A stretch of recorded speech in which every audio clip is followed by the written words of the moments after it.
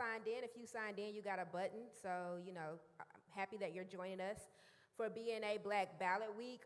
One main piece of the work that we're doing during Black Ballot Week is making sure people can make educated and informed decisions when they go to the ballot box in August.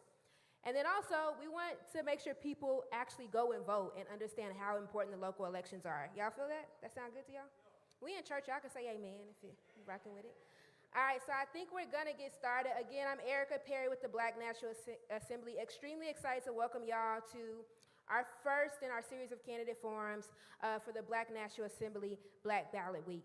Before I really kick it off and tell y'all a little bit about the Black National Assembly and what we got going on this week, I want to invite, and really, as he comes, just thank Pastor Marble for allowing us to come into this really sacred space. Yeah. Good evening, everyone. We certainly are excited about the potential of continuing to work with the Assembly and the importance of the church still being a very active and present place in the space for this Black political agenda. The Black church historically has always been a place of meeting, a place of organizing, a place of strategy, a place of prayer and revival for the type of movements this organization is trying to build. And it's going to take both the community and the church to make the type of progress we need in our city happen. We cannot forsake one another. We've got to join together with one another, and that's across generations. That's across faith traditions. That is across many lines that we need to come together. So Jefferson Street is excited to be a part and to be able to host. Just a few housekeeping notes. We're live streaming on Jefferson Street's YouTube page and Facebook page. So if you can help us amplify this message by going on your phone now to Facebook or YouTube and helping to share that link so that we get as much folks as possible engaged and interested in the conversation. Restrooms are out of the sanctuary and to the left, the men's and the women's room, so you can have that information as well. And we appreciate, can we celebrate this team and what they're doing for our city? And before we get started, I do want to acknowledge there's some clergy here. Dr. Judy Cummings is here. I want to acknowledge Pastor Harold Love, Dr. Love as well, and the other elected officials that are here. Want to acknowledge them and thank them for their presence as well. Thank you so much. Again, thank you again to Pastor Marble and Jefferson Street Missionary Baptist Church. Protocol already being established. If you know, you know. Again, I'm Erica Perry with the Black National Assembly, and super excited to welcome you to BNA Black Ballot Week.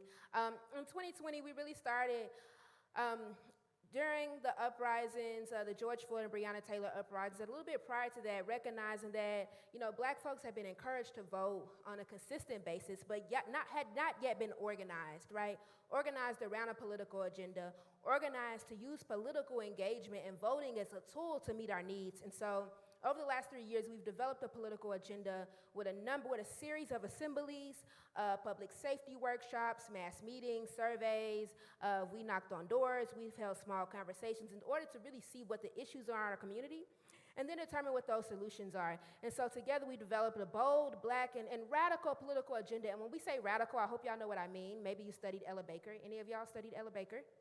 Yeah, good. And so Ella Baker talks about radical and getting to the root of the problem. So and the work that we've attempted to do is really get to the root of the houselessness issue in our community, the displacement in our community, harm in our community, lack of quality education in our community through a bold political agenda. And so I hope that you will join us in reading that political agenda and really pushing forward transformative policies and programs that will begin to help implement policies that can rebuild our community. That sound good to y'all?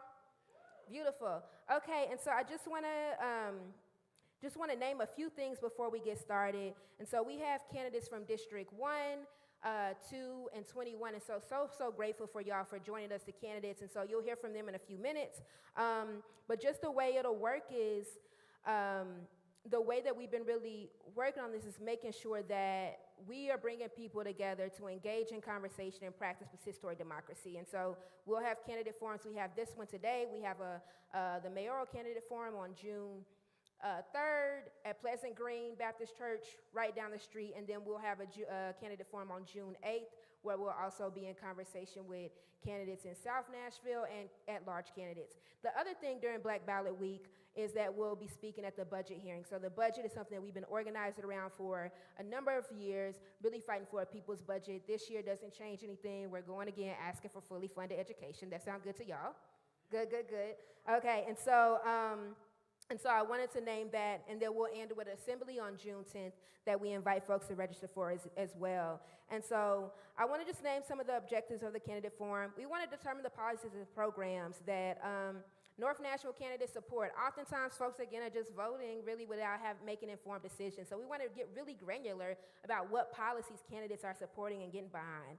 We also want to see how North Nashville candidates align with the political agenda that we've developed over the last 3 years.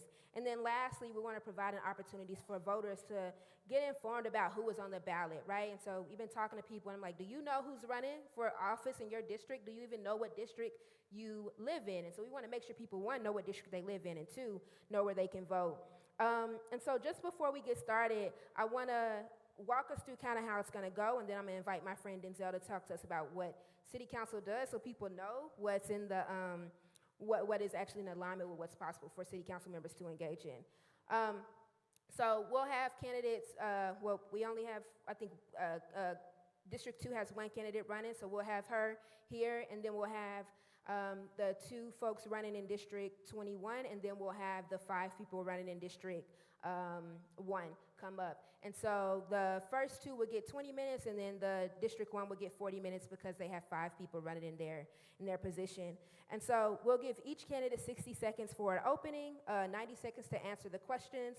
And then, you know, because we really wanted people to be able to talk about what they really believe in and what they really support, we're giving candidates 30 seconds to respond or rebuttal something that another candidate maybe said that they may or may not agree with.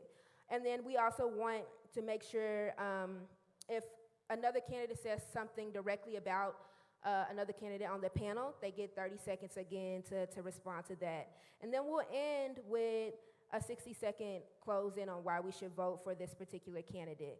And so the other thing I'll name is that we have 2 friends who will give folks note cards. We'll give white note cards if you have questions, so you'll be able to raise your hand.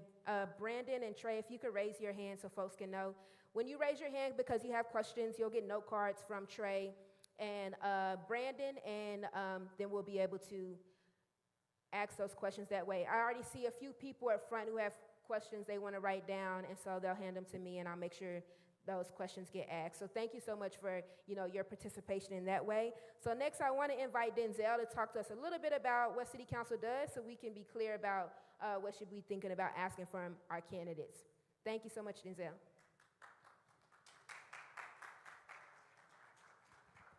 All right, y'all, good evening. All right, my name is Denzel. I'm an organizer with the Black Nashville Assembly. And I'm just going to take a few moments to talk a little bit about why we are here. Part of our work in building a participatory democracy as the Black Nashville Assembly requires us to equip our people with the information and knowledge they need to fully participate in a democracy.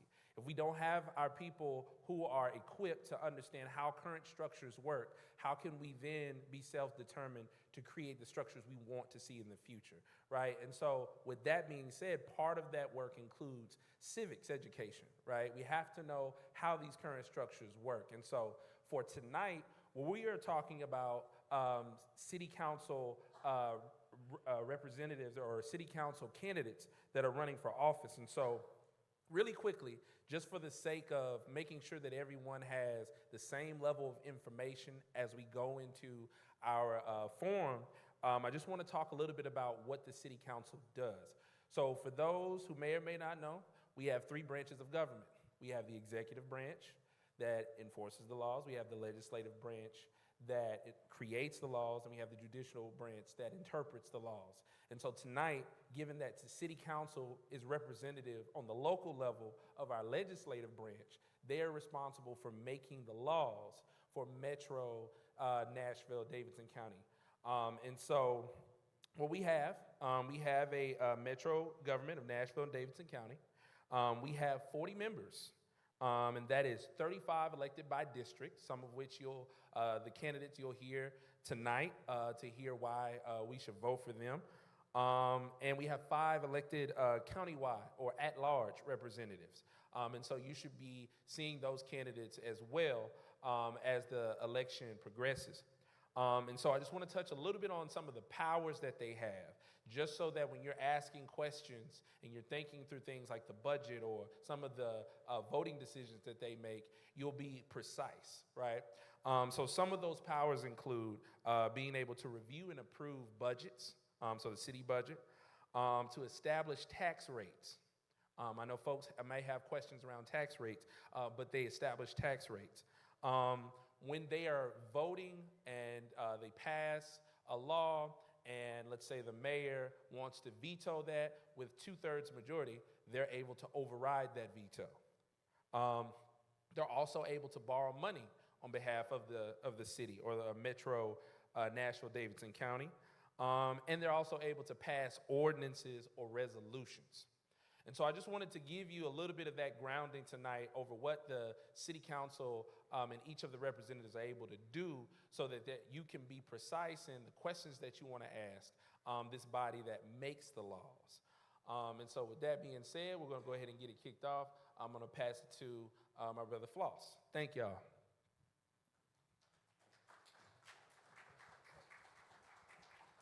Okay, what's up, y'all? How y'all feeling right now? Everybody good? When I say people, you say power. People. People. People. Okay, so we alive in the room right now. Everybody's alive and well, paying attention, locked in, not sleepy. You know, I used to go to church a lot more than I do now. But you know, sometimes you get sleepy sitting in them comfortable pews. So I just want to make sure everybody's up and awake. At this time, we want to invite District 1 candidate Quante Toombs to the stage. District 2, I'm sorry, District 2, which is my district. Clap it up, clap it up.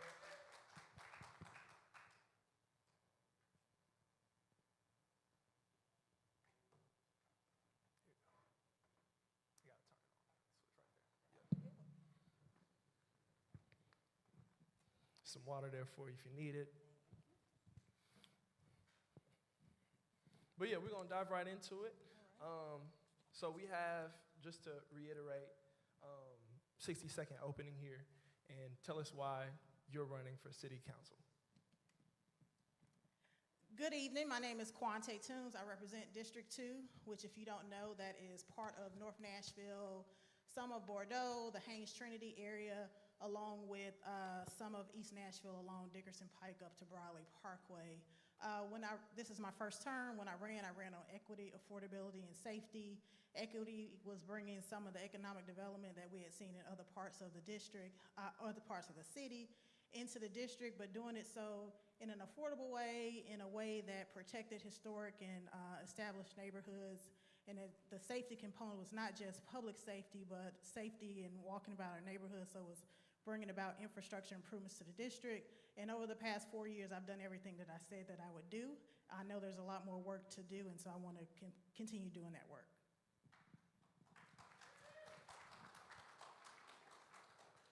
Okay, and for the following questions, you have 90 seconds to respond. What are your general thoughts around the Black Nashville Assembly's Black political agenda? So, generally speaking, and I'll admit I don't know every point of the political agenda for the Black Nashville Assembly. I support, obviously, Black political power representing a majority African American district. I support economic development for African Americans. I support African Americans participating and benefiting from the economic development that we've seen in other parts of the city. I support African Americans having political power that they perhaps have not experienced over the past decades in Nashville. I know District 2 is one of the most neglected districts in the city. And so I've been working hard over the past 4 years to make sure that there's equity in District 2. Okay, so the Black Nashville Assembly's political agenda's 3 priorities are housing, education, and public safety. So we're gonna get into those 3 a little bit here. So we don't fully have, if we could turn the mics down just a little bit, we got feedback on the stage. But we don't fully have fully funded education in Metro Nashville public schools. Many of the students in our youth assembly go to those schools, and they've told us how classes and programs are getting cut. So how can the Metro Council ensure that we get a place where education is fully funded by our public dollars? So for the past 2 budget seasons, Metro Council has fully funded MNPS's budget request. Actually, for fiscal year 22, I was the chair of Budget and Finance, and we not only fully funded their budget request, but we funded them $3 million over that. MNPS's budget is over $1 billion. The majority of that is funded through the Metro Council. When you talk about the underfunding of schools, and I've clarified this with MNPS administration, is that you're looking at how the state funds schools. Because Metro is considered to have higher financial capacity, we are made to make up what the state should be paying for. So right now the state pays about 21% of MNPS's budget, and the city makes up the difference, and we make up that difference every year and have successfully for the past two budget seasons. Whereas if you look at the calculation that the state should be using, they should be funding MNPS at about 40%. But that's not the case. And I know there are some schools that have more needs than others, and I think that that's a conversation that needs to be had at the school level, because MNPS actually uses school-based budgeting, whereas they push out the majority of their money to the individual schools, and those principals set their budgets for the schools. So if there's something other than a capital need that a school is needing, that really needs to be a conversation that starts with the principal of that school. So, okay, I hear you saying that the city council has fully funded the public schools. What is that allocation per student for a public school student? So I know for the past 2 budget seasons, that has been roughly, I believe, like $11,000 or so per student. With this current proposed budget from the mayor, there's $100 million in additional dollars, which about $55 million of that is for them to continue the status quo, and then there's more money on top of that. And I believe from the presentation from MNPS that that's going to increase the per pupil spending to about $15,000. Okay, so in regard to housing, District 2, we know it's a place where a lot of folks used to live, don't live there anymore. Just on my street, I've seen a black family had to leave, and they building houses on my street, and people from out of town are moving in. For a lot of us, displacement for black and brown and working class families is something we're experiencing. So what are some ways we can slow profit-driven redevelopment in District 2? May I ask what your street is? I'll tell you after. No problem. So in District 2, my development strategy has been to concentrate development along the major corridors. So you've got West Trinity Lane, Clarksville Highway, Brick Church Pike, a little bit on Whites Creek Pike, a little bit on Baptist World Center, as well as Dickerson Pike. And so the majority of development is concentrated on those major corridors, because we need the rooftops to drive the economic development, to drive the amenities that people are wanting to see. And so the rooftops are concentrated on those major corridors. And then with your established and historic neighborhoods, you don't see as much development. Sometimes people can do what their property is zoned for, and that does you'll see some development in those neighborhoods because people are doing what their property is zoned for. But for the most part, in District 2, the development is concentrated along those major corridors. And if you attend my community meetings, you know that the community is actually actively involved in a lot of those development projects and are able to get additional benefits with those projects that come along. Okay, and when are those meetings? So I have a monthly community meeting every 4th Tuesday of every month except July and December, 6 p.m. At the North Precinct. Pre-COVID, I used to go around the district, but once COVID hit and we went back to in-person, the North Precinct allows me to have hybrid meetings, so people can participate via Zoom, Facebook Live, or in person. And then also when there are rezonings, I often have 1 or 2 additional meetings per month. So it's at the North Police Precinct every 4th? Every 4th Tuesday at 6 o'clock. Okay. So we know public safety is a big issue in our community, where police violence has something to also do with community harm. What are some policies and programs that you would implement that can foster public safety and implement community-driven forms of safety? So one of the things that we've looked at as council members is looking at alternatives to policing. So you have the Partners in Care program, which partners an officer with a mental health professional. You also have the new REACH program that's going to partner a mental health professional with an EMT person. There's also with the North Precinct Commander, he has a new community safety committee, advisory committee, where different community members are meeting on a bi-monthly basis to discuss concerns within the community. I also have the North Precinct and the East Precinct Commander to come to the monthly meetings to answer questions from the community, to establish that relationship so they feel comfortable asking questions and going to those persons. And also, funding nonprofits that support youth programs and funding different city initiatives that are aimed towards youth to put some more resources into the community.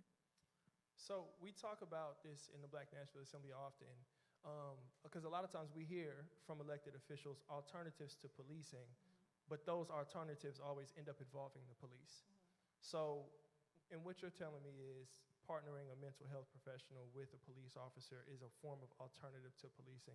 Can you explain that contradiction a little bit more to us? So I think it's an alternative policing because it's an alternative to arrest. So that's when I think of alternatives to policing, where people come in, you've committed an offense, you get arrested. So what's the alternative to just arresting people and putting them in jail? So the Partners in Care program, by partnering with a mental health professional, they're actually addressing the issue, which is the person is in a mental health crisis. And so from the data that I've seen, only 3% of those encounters have resulted in arrest. And then we have the REACH program that has just started, where there are no police. It's a mental health professional and an EMT professional. Okay. So more so alternatives to arrest, not so much alternative to police involvement. Right, and I'll say that in my district, the majority, if I were to list the top 5 requests that I get, in that top 5 is more police patrols, more police presence. Like, people are wanting for pretty much every infraction. If they don't feel comfortable in their neighborhoods, they see some suspicious activity, can the police do more patrols? People are speeding, can the police do more patrols? And so, yes, so it is an alternative to just arresting people for every infraction. It's looking at alternatives to address what's the root cause of the infraction. Okay, and before we get into our audience questions, hopefully they're being collected at this time, but and you can close 60 seconds. Why should we vote for you? So again, when I ran in 2019, I ran on equity, affordability, and safety. I think that I have done a good job of bringing economic development to the district. We're starting to see some of the things that we see in other parts of the city in terms of amenities. We have some new businesses that are coming to the area. We have improved infrastructure. We've seen more investment to the tune of tens of millions of dollars than we've seen in District 2 in decades. We have improved, again, the infrastructure in the area. I think I've done a good job of balancing the for-profit development against more affordable, and affordable has different meanings to different people, so I like to say attainable housing, so everything is not for-market development. We have several workforce development projects in the district, and again, I've done what I said I would do, and I want to keep doing that, keep building. We'll take audience questions at this time.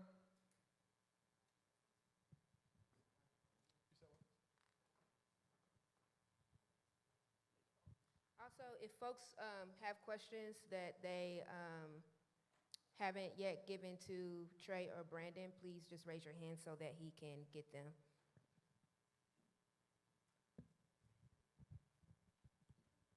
Okay. Our first question.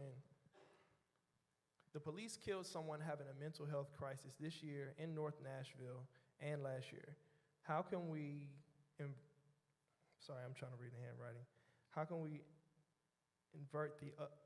invest in the mental health response?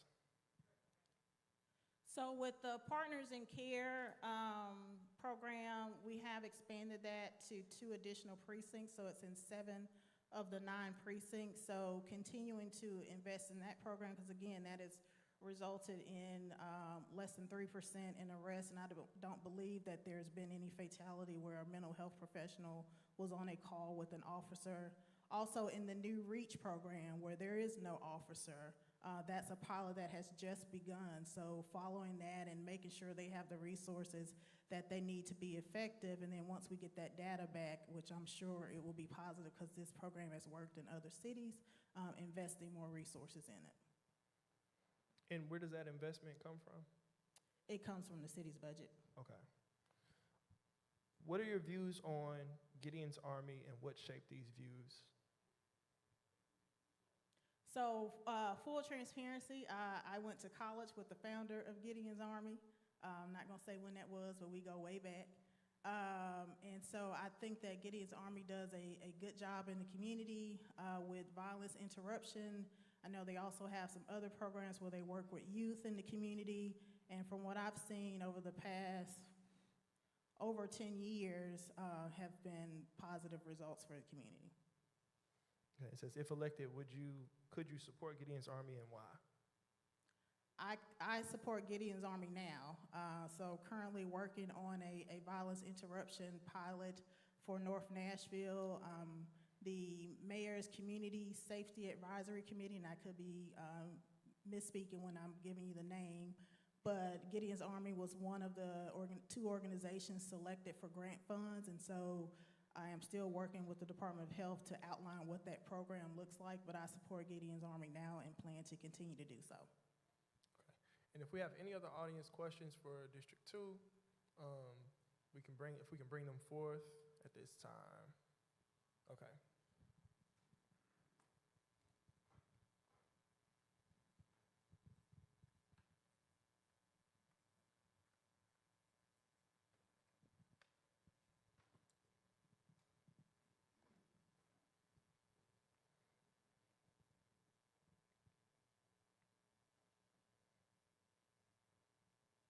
Sorry, I'm having a hard time reading the handwriting, y'all.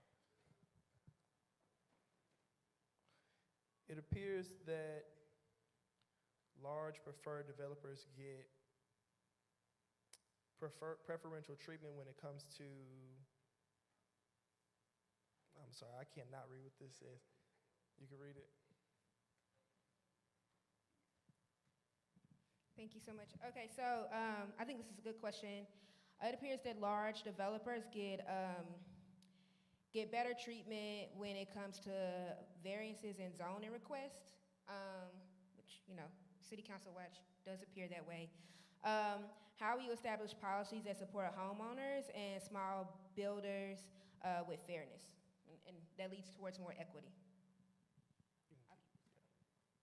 So the City Council doesn't do variance requests. That's the Board of Zoning and Appeals, so I wouldn't be able to speak to that. In terms of projects that I support personally, because I can't speak to other people's districts, just my own, I work from families who've owned property for years and now they want to develop it because they see what's going on in the city and they want to create a legacy for their families. So I work with them up to large developers, and I treat everybody the same. I think most people that you talk to in terms of folks who are in development will say that I'm fair.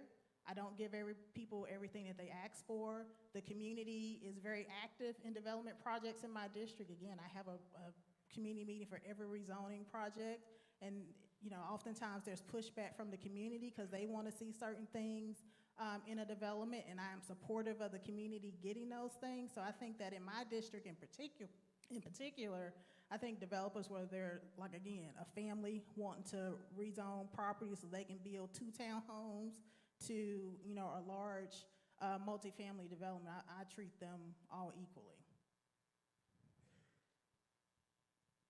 Thank you so much. Then the next question is, how much time will you dedicate to communicating with your constituents?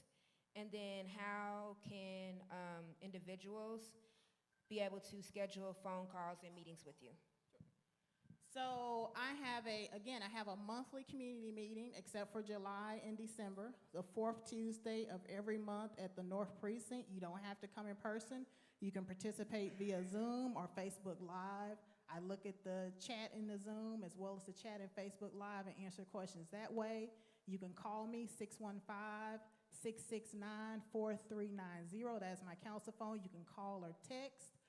Also, you can go to go.oncehub, ONCEHUB.com/Quante Tunes, capitalize the K and capitalize the T. That is my scheduling app that I've used the entire 4 years I've been in office. It pulls up my calendar, and you can schedule a date and time to talk with me. It automatically schedules a Zoom meeting, but if you want to meet in person, I'm always down to do that.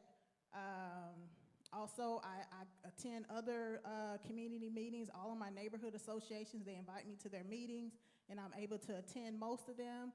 I attend events, sometimes with same day, 1 hour notice.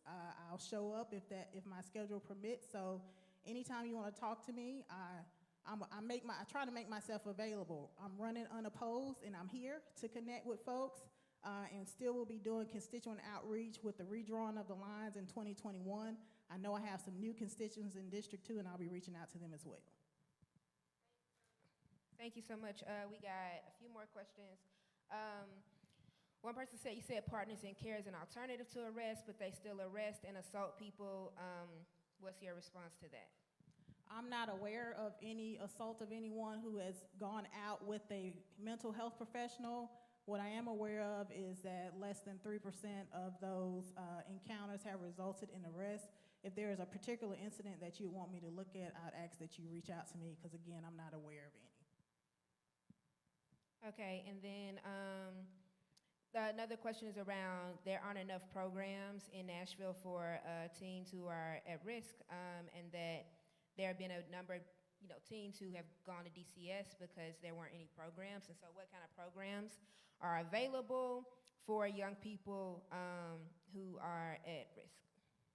So the mayor's office created an app, and I've shared it on my social media, that has a rundown of all the youth programs that are available in the city. There are a ton of nonprofits that are doing some really good work in the community, but they are on a shoestring budget. And so because they're doing the work, they don't also have the time to market themselves and let more people know, what they're doing in the community. So I've tried as council person to uplift those organizations, as well as try to fund them through different initiatives. The participatory budgeting citywide program that's out now with the $10 million, that's an opportunity to fund some nonprofits as well as some other grant opportunities. But there are programs out there, and I'm happy to connect folks and continue to push out those organizations. And we're almost at our time, so this will be our last question. Okay, sorry. This is two great questions. One is a comment. Well, it's a question that you can hopefully answer. Black wealth / legacy is not attainable if overreach of development and rezoning continues in the Black community. And then I'll just ask the second one, which is kind of close to it, about public infrastructure. What ideas will you share with the new mayor regarding transit? So in District 2, the majority of property is still owned by African Americans, and so I would be remiss to see all this development around the city that has mostly white faces to deny Black folks the opportunity to redevelop their land and to profit and to create legacies of wealth for their families. And so I try to be balanced in how I approach development, and I use the strategy that I mentioned before about concentrating the majority of it along the major corridors. As far as transit, again, District 2, we're one of the highest users of public transit, and so I have always been an advocate of WeGo, of getting them increased funding, of expanding services, expanding service hours, and so I will continue to do that when the new mayor comes in. All right, District 2, Quante Tunes, thank you for your time.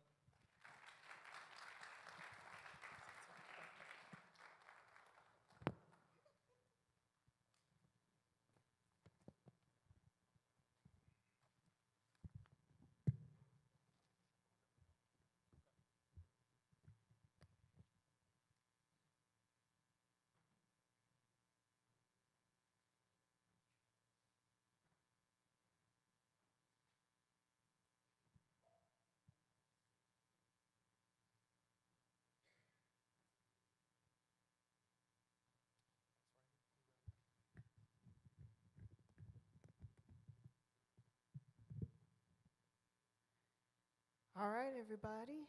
My name is Theda Murphy. I'm an organizer with the Black Nashville Assembly, and it is my pleasure to present you the candidates running for City Council in District 21, Jamel Campbell Gooch and Brandon Taylor.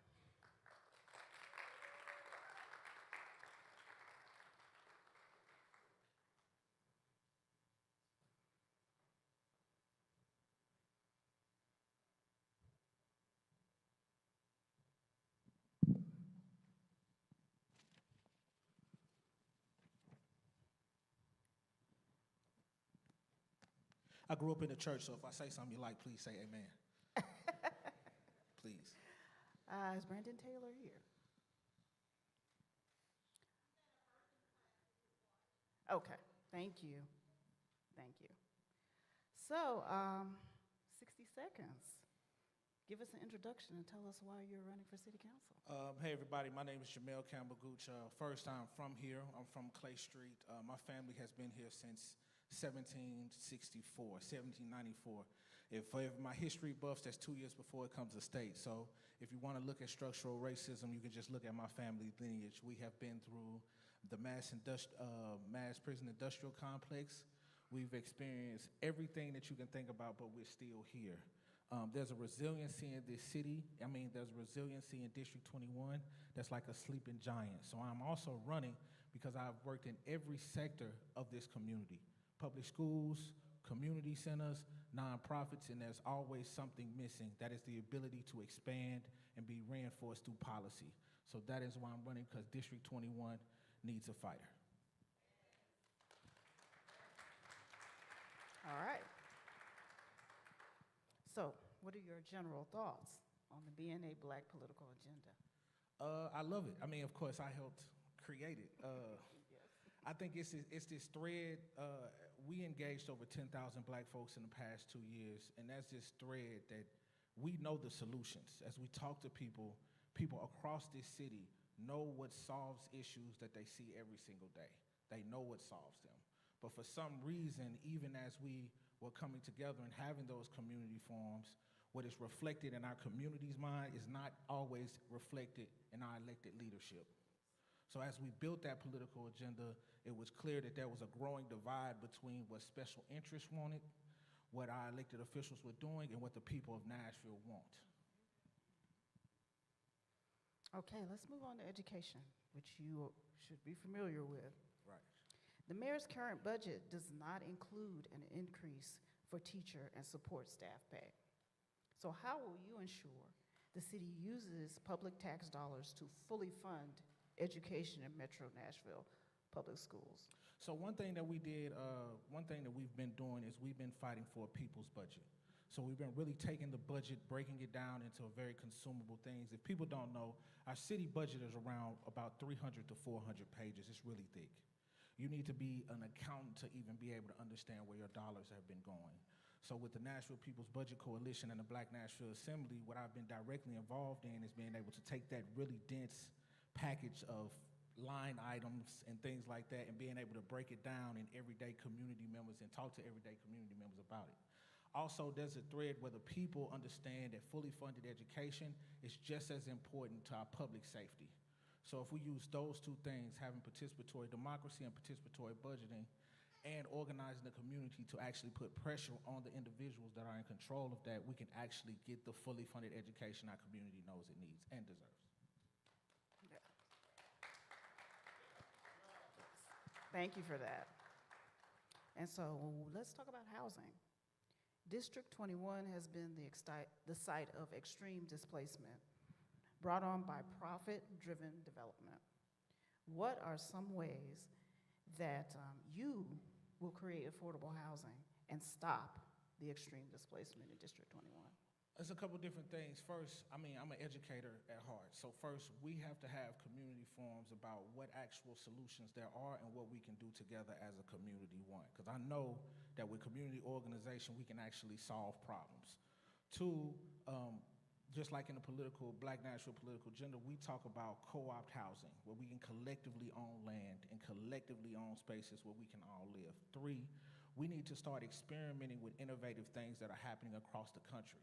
Right now, if you didn't know this, in every state except Tennessee, there's guaranteed basic incomes being piloted for things like being able to house people that are living on the street.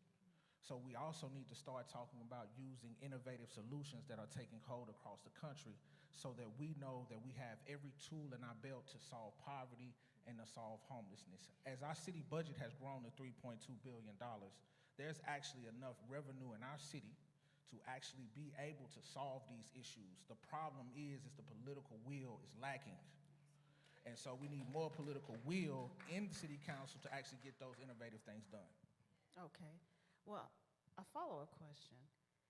Will you, as a city council member, try to do anything to bring back some of the people who have been displaced? Absolutely. I think that's one thing we have to talk about. Not only should North Nashville be a place where people that want to live here can stay, but also people that have been foundational to this community have an opportunity to return. Everything that this city is known for comes out of District 21 in North Nashville, from the hot chicken to the Jubilee Singers, making it Music City. And so as housing has become more and more expensive, we have actually been losing the historic foundation of this city. So what we actually need to do is include everybody in the process of making District 21 whole and making people have the ability to come back. Because if District 21 is sound, and if we can solve in District 21, we can also solve it not only in Nashville, but across the country. Yes, thank you. Thank you for that. Let's move on to public safety. So gun violence and intra-community harm has been an issue in North Nashville for decades, along with targeting policing, leading to 37208 being the highest incarcerated zip code for people born in the 80s. What are some policies and programs that, if elected to Metro Council, you will make happen to create a strong and safer District 21?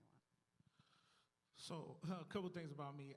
I'm finna date myself, but I was born in that era where it was more likely for folks in this district to go to prison. I was born in the 80s, and because of the loving network and family that District 21 in North Nashville gave me, I was able to survive, unlike some of my peers that I grew up with. So it's a couple different things I think we can do, and we all know the solutions, right?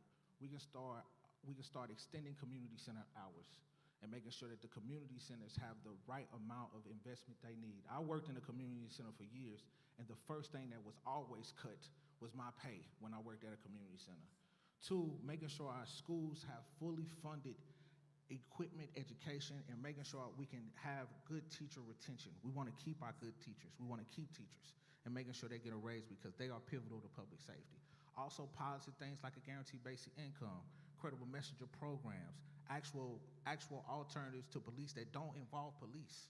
And that is one thing that we constantly see, even as we do our Black Nashville Assembly work, is that the people understand police alternative to mean non-police. For some reason, our elected officials here see police as an alternative to themselves. And so that's another communication gap. So we actually need mental health response that is not associated with police also showing up at your door. All right, we're going to open it up to questions. I hope people have been putting their questions on the cards. Erica? Yeah, and thank you so much to folks who who identified which district they wanted these questions to go to. Some of them are directed at Brandon, and I'll put them out there, and maybe Jamel, you can respond, and some of them are directed at you to respond to. So one is Brandon. There are several Black businesses that you have not supported in beer licenses in over 2 years, but say you are for the Black businesses in that district. How will you change your thoughts on allowing these businesses to thrive? And then for Jamel, if you are elected, how will you help the businesses to move forward with the things that are holding them back by the current councilman? If I can start with the second one, what I would do is I would bring all the Black businesses together and let's actually talk about what the agenda is for the Black businesses in North Nashville. What kind of political power can we build as an economic infrastructure to help serve the people of North Nashville? Oftentimes, if you know, in 1872, there was an interstate built through our community, right? 80% of Black businesses that saw North Nashville as a home actually had to close because of the interstate being ran through. So we've seen what it looks like when city council and our elected infrastructure actually mobilizes against the economic prosperity of Black folks. So it's actually time for us to actually bring those black folks together economically and start building an economic base that goes along with the political agenda so that we can all rise up. Beautiful. The next one is, how would you have, if you were on council, how would you have voted on the Titan Stadium? Thank you for that. So I definitely would have voted. I would have voted against the Titan Stadium one, and it's several different reasons. But also, I want to talk about the outreach that happened. Right, the Titan Stadium deal had actually been going on for about a year before it actually reached our eyes. So as a city council person, you get the information early, right? So what I would have done is I would have brought it back to this community and start having that conversation when we can actually do something about it. Not on the third reading, not when it is already done, not when the deals have been made behind closed doors, but immediately. For instance, I think it's time that we start talking about the Major League Baseball stadium that they've been talking about moving to TSU on the agricultural land. It is actually time now to start talking about and dictating terms of what we want in our community. It's already too late once it passes committee. It's already too late once it passes the sports authority. We have to start talking about those things now so our options are great and not limited to a small incremental change.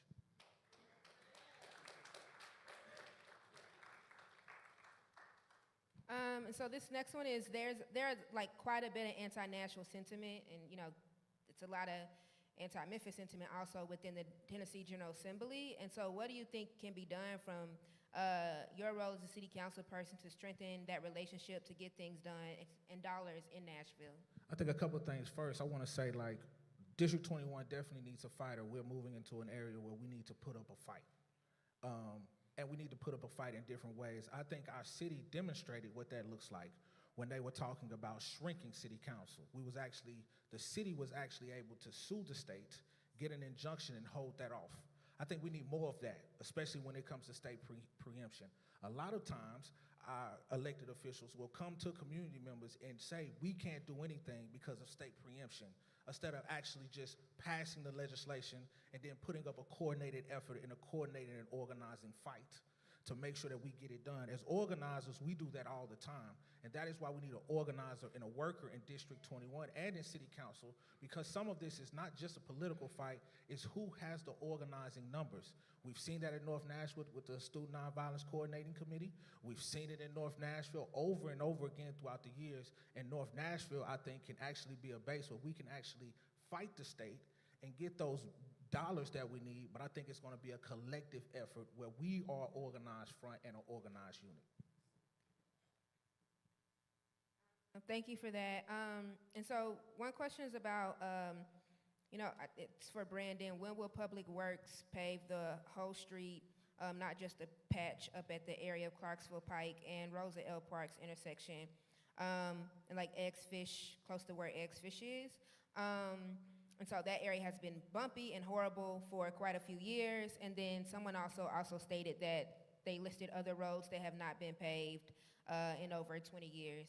And so, if I can respond to that, when from doors from Jenkins to Hyman's to 23rd, we hear this over and over again. Osage, Scoville, we hear this, right? That we need our roads paved, and we also need speed bumps. We hear that all the time. One thing that people are not asking for is more police.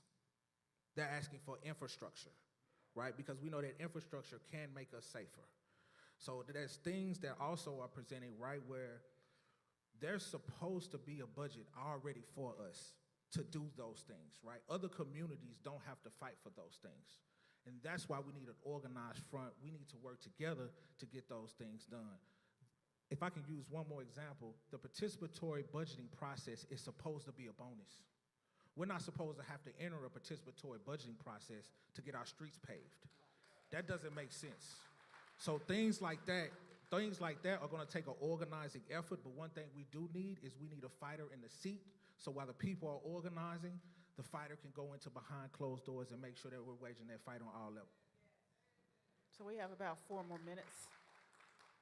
okay, great. So one is, there was millions of federal dollars available in 2020 to create a cap over I-40. What did you think about that idea? So I was at those community meetings, so I'm not going to talk about what I think. I want to say what the people thought. The people of North Nashville saw it as another effort to gentrify the area. What they were concerned with when I went to community meetings, that if we provide an interstate cap, what is that going to do to our land value? And is that going to send the taxes up so high that we can't afford to live here?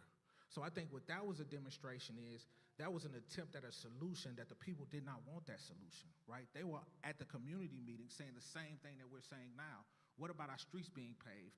What about our schools being fully funded? What about those other things to actually repair the harm that was done to us in 1972 when they drove the interstate through our communities? So that was the response from the community when it came to actually putting that interstate cap over. They also asked for a guaranteed basic income. Like I said before, there are threads of the solution throughout all of us in here.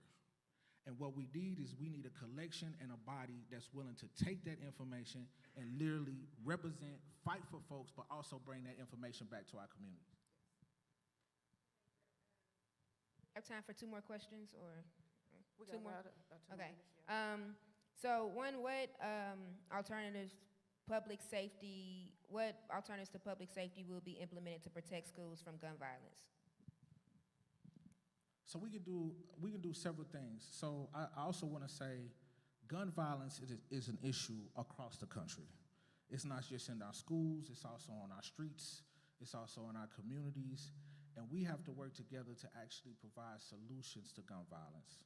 Things like credible messenger programs, things like alternatives to in-school suspension, things like actually having the programming to keep our young people busy are very important. Also, unfortunately, we have to start training each other on things like Stop the Bleed. We need to make sure that we are all equipped to be able to handle these issues in certain ways. But what I will tell you from our youth assembly members, when they go into Maplewood and they see those dogs, that don't make them feel safer. When the police are showing up with metal detectors, that does not make our young people feel safer. So also we need an ability to bring our young people in to actually have them talk about what will make them feel safer in school and actually be able to use that to make them feel safer. Because what we want to do isn't making them feel any safer. All right, we got time for one more question. I just want to shout out Trey and Vi for grabbing the questions from the audience for us. Yes, Thank y'all you. so much. And thank y'all so much for these really great questions. We have one more question. So one talks about the Boys and Girls Club off of Cleveland being closed for the summer and not being able to have the after-school programs. And so recognizing that may also be because issue with parks, community center needing a space back.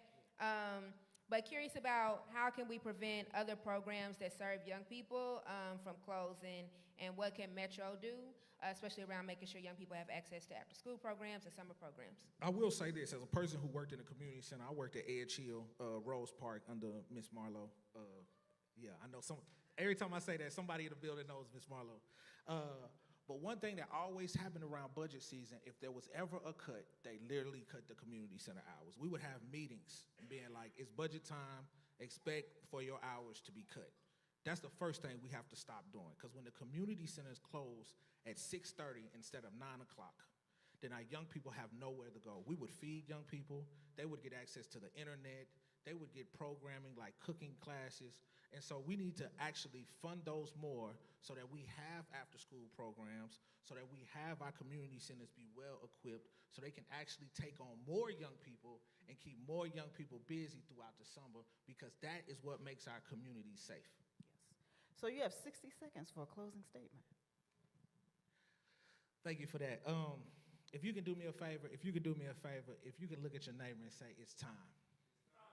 I don't know if that neighbor was feeling that, because you look at the other neighbor and say, right now.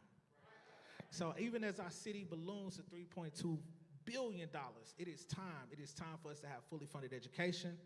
It is time for us to have programming that involves our young people. It is time to have diversified public safety.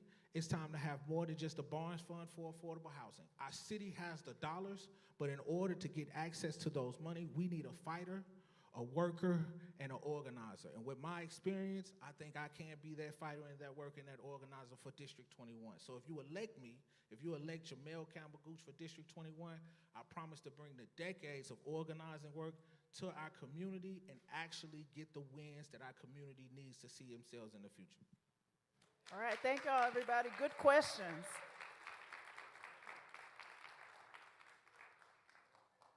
Thank you so much. So if the candidates running in District 1 can join us up here and you can start making your way to the stage. Thank you so much, Lita and Jamel. And so now we'll have Shauna, another Black National Assembly member, join us to lead us through the District 1 portion of our candidate forum. And please, Trey and Brandon are passing out note cards. If you have questions, please give them to them, and we'll make sure we answer them. And so we are synthesizing them to make sure that we can use our time well. So if there are questions that have already been answered or questions that are similar, we're going to put them together so we can make sure we get those questions answered. But thank y'all so much for participating in this. This is really powerful.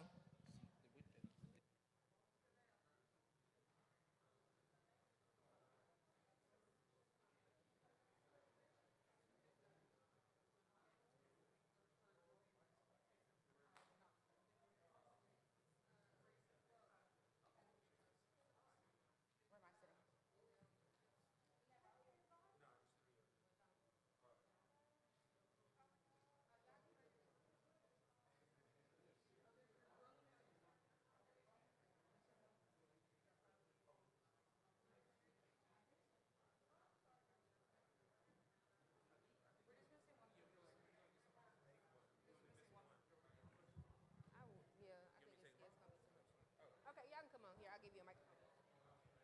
And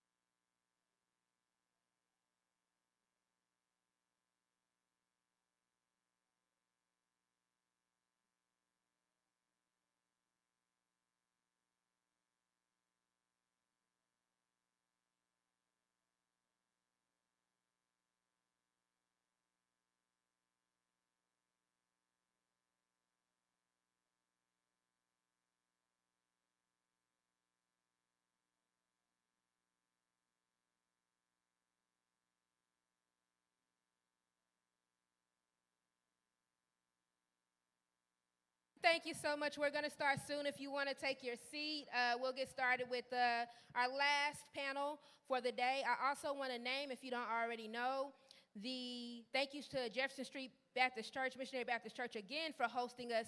They also have this going live on their YouTube and Facebook.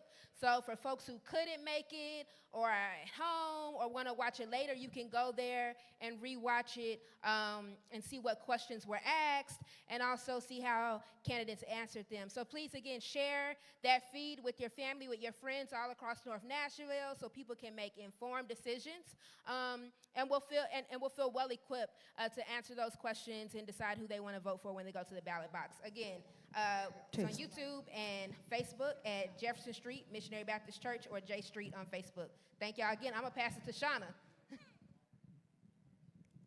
Hello, hello, beautiful people. It's great to see you all.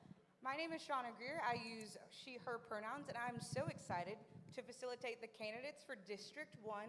So candidates, I'm just going to give you some rules of engagement for the next 40 minutes. Then I'm going to go over a brief agenda for our time together, and then I'm going to release it to you. So first, I just want to remind everyone that there is a lovely timekeeper here in yellow. She is coincidentally holding a yellow card. That is the card that she'll hold up at your 30-second mark. Each of you will get 90 seconds to respond to my questions. So she'll hold up the yellow at 30, and then when you see the red card, that is her polite way of saying, please stop. And if you continue, I will stop you with a smile. Also, everyone's going to get 60 seconds to introduce yourself, to say why you're running for city council. Then I'm going to ask you a question that is specific to District 1. I'll then ask you about the BNA political agenda, and then I'm going to ask you 3 questions, one about education, one about housing, and one about public safety. And if we have any time after that, since we have the largest panel, then we're going to open it to questions that are submitted. Any questions about how that's going to go? You will have the opportunity for a rebuttal. If someone says something, you're like, ooh, I'm not feeling that. You have 30 seconds for that, right? But 90 seconds for all the questions that I ask you. Any questions? Good, great. So friends, please tell me in 60 seconds or less, why are you running for city council. Also, maybe say your name. My name is Joy Kimbrough. I'm an attorney here in Nashville. I am running for District 1 because District 1 is me. I was born in District 1. I went to every zone public school in District 1. My children were born and raised in District 1, and my grandchildren were born in District 1. I have love for District 1. I'm at a point in my life now where I have stopped taking new cases, so I actually have the time now to take this on. I'm kind of semi-retired, but I have the time to do this, and I want to do this for my district. A lot of people have seen me fight in the courtroom on behalf of people, causes, and issues, and I promise to take that same fight to the council. Hello, my name is Tim Thompson. I'm running for councilman in District 1. My reasoning for running for district councilman in District 1 is the simple fact is I've been a business owner in District 1 for about 12 years now, going on about 13. I was educated in Barber College. I'm a master barber. I was educated there by Mr. Chen White World Class University was the college that I went to.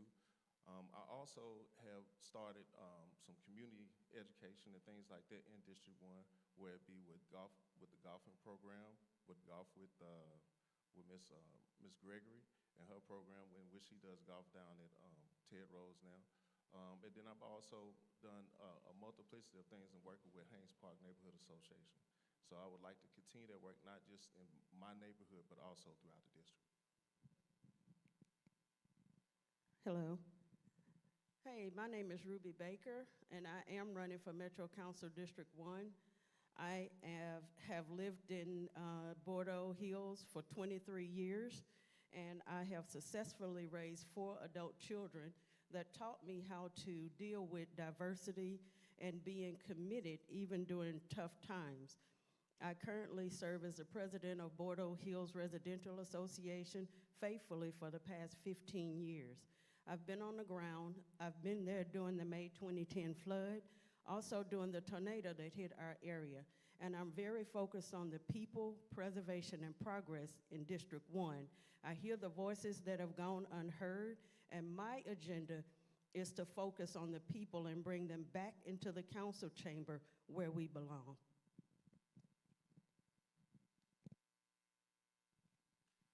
Hi, I'm Rob Harris. I'm a Nashville native, born right here in Metro General Hospital. Graduated from Metro Public Schools, went to Hunters Lane with a gentleman that you may know, Vincent Dixie, our state representative. I've worked so hard for the city. I've been a 14-year Metro Nashville employee. I have started out as an intern in the Assessor of Properties office, worked my way all the way to the mayor's office, where I served as a city council liaison.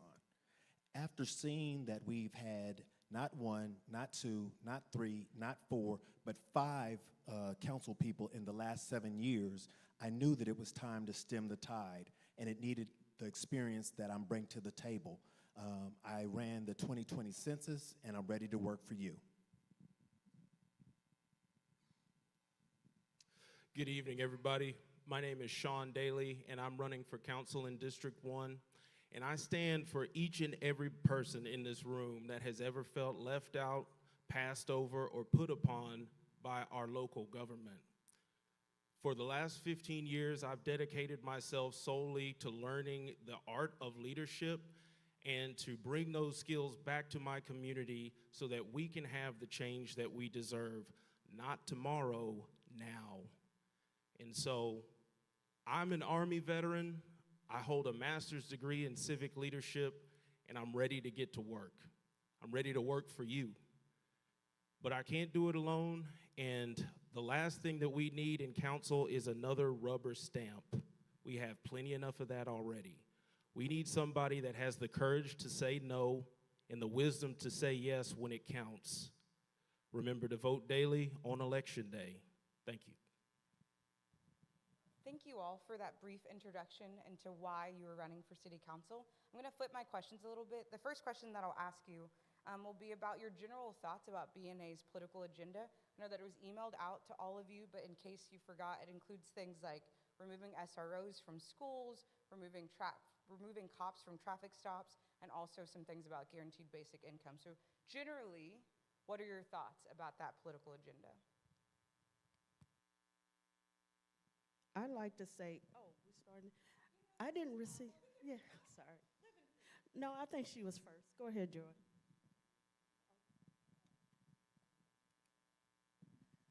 In general, I support BNA. Its founder, members, I've worked with before on the ground floor when they were doing and instituting many programs around the city. I support them. I put my money behind them. So I really believe in what they do. The members, the different members of the organizations have been there, like when there have been police shootings. They've supported me. They've come to court and testified on behalf of my clients. I wholeheartedly support them, their agenda, and I'm sorry I didn't speak specifically. I got a little thrown off when we were going back and forth here, but I do support them. Okay, I've been working in the community for 15 years, and I've been on the ground in the Bordeaux area in District 1. So one thing, the gentleman that was up here earlier that was part of the organization, right? The part that really resonates with me is the power piece, because in our community, in our district, we've been disconnected. So I think when we come back together and create a vision for what we want to see happen, that power piece is what's going to move us forward. So he said a lot, and they have a lot, but that's the piece that really resonates with me. So if there's any legislation or anything I need to do to support that, I will. But it's the power, giving the power back to the people where it belongs. So now is the time for us to rise up, and any mechanism that we can use to bring power back to the people, we ought to do that. And I will admit, I know a lot less than I should about BNA, but the platform and what you stand for is what I stand for. I stand for bringing power back to the people and giving them every chance that they need to be successful. And from what I can tell, you all are heavily engaged in that. And so I'm raising my hand and saying, I want to be a part of this, and I'm a latecomer, but I like what I see. I go home, and I'll leave here tonight, and I'll go home to a Metro school teacher. I've seen some of the problems that exist in our Metro schools with food insufficiency. I've seen some of the summertime, as we approach the summer, we're gonna start to see that be a major problem. So it's hard to focus on education.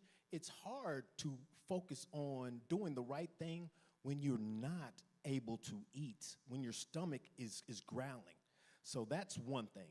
So I support this organization, and I also support organizations like the Nashville Freedom School Partner that supports a minority literacy, and I am a huge proponent of making sure that we have all the tools in the toolbox that make it possible for us to attain success as individuals in this community. I support Black Nashville Assembly wholeheartedly. And the reason being is I believe in organizing. I believe that the more that we can come together as a people, young, old, Black, and retired, we need to all come together to speak to the life of our community, to speak to the life of what we built in our community. District 1 has been built based off of the backs of successful Black entrepreneurs and school teachers and leaders in our community who's made District 1 what it is to this day. One day, I was having a discussion with one of our seniors in the community, and he mentioned that this used to be Black Bell Mead. Now, what does that represent? black bell meal. It represents the wealth, the heritage of old money and things like that in the Nashville community. Has that changed? No, it's not. Those people are still there. They just need the leadership and they need the recognition in order for them to rise again. Beautifully said. Thank you. So,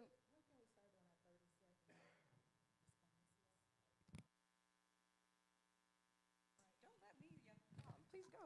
I would just like to say this, and no one in particular, but I take this seriously. I take what I do seriously. I take what BNH says seriously and what they stand for. I've been on the ground floor of almost every civil rights issue that's hit Nashville. Let's talk about demonstrated records. I haven't seen these people for justice for Jacquees. I hadn't seen them when Daniel Hambrick was gunned down. I haven't seen them when the lady in Goodlettsville was shot. I haven't seen them. I haven't seen them on a lot of issues. And I don't want to attack or anything like that, but let's talk about demonstrated records. Not let's get here and say we love BNA. When have they been to a meeting? Okay. Thank you. Thank you. So now I appreciate that. So now we're going to move into our Bordeaux-specific questions. The first Bordeaux-specific question is, do you support the landfill in District 1, yes or no? And Mr. Daly, we'll start with you. I was going to start anyway on that one. That has, it's really important for me because it's one of the big reasons why I'm in this race. I live very close to this dump. I see it every day. I smell it every day. And when it was floated that we're going to get yet another dump, I mean, the imagery can't be more clear about environmental injustice and how time and time again we get dumped on in our community, and I'm sick of it. And we already have many active dumps. We have 2 active dumps, several other inactive dumps that need to be regularly monitored for environmental impact. And I don't know about y'all, I don't necessarily trust people to monitor these things effectively when it comes to our kids and getting poisoned by some of these dumps. And so one of the big reasons why I'm sitting right here today is, as long as I have a voice in me, there shall be no more dumps in District 1. Of course I don't. I have family members in District 1. The lady who married us is out here. She lives in District 1. My good friend Vincent is in District 1. We all live and we know what that landfill does, not only to our health, but it also does to our values of our property. We talked about generational wealth, and the majority of the generational wealth, especially particularly in black families, comes from their housing. So, you know, you can't put prisons in our community, you can't put a landfill in our community and expect for our values to increase. So absolutely, I live in this community, my family lives here, my friends live here, and I adamantly support keeping that dump closed and closing it. Well, it is an astounding no, I do not support landfills. We live next to the Bordeaux landfill that was there. We have residents 40 years long that smelled the stench. And because of the Jackson law that was passed by one of our council members, there will be no more new landfills in District 1, especially not under my watch. We have one that we are working to close. And I fully support fresh air for us to breathe, but we have work to do to close the one that we currently have. So I wasn't there when the Bordeaux landfill was there, but I feel the concern of the residents there. I know family members that lost children as a result of the bad air quality. So no, I do not support any landfill starting in our district, not under my watch.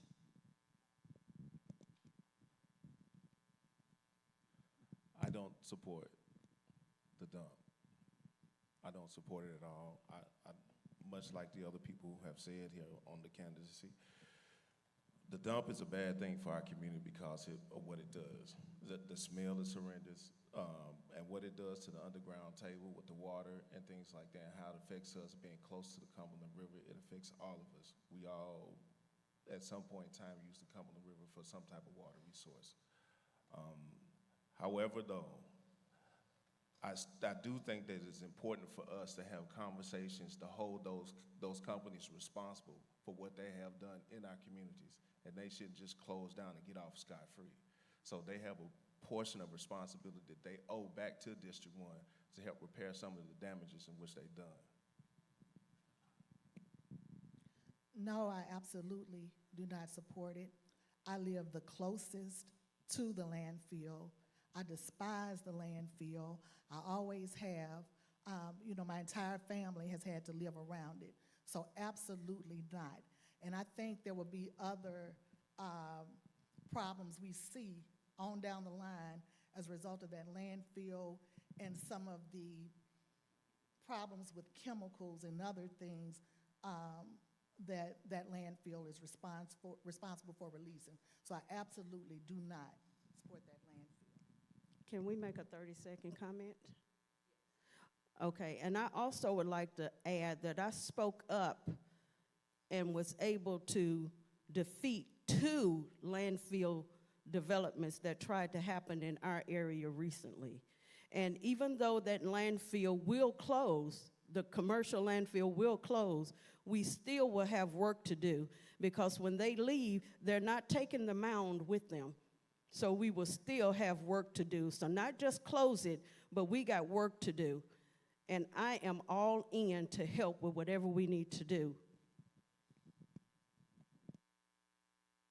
It does sound like then that there's a consensus for District 1's candidacy about ecological injustice. All right, so we're going to move into the 3 questions that I mentioned around education, housing, and public safety. So starting with public safety, Mr. Harris, we're going to start with you.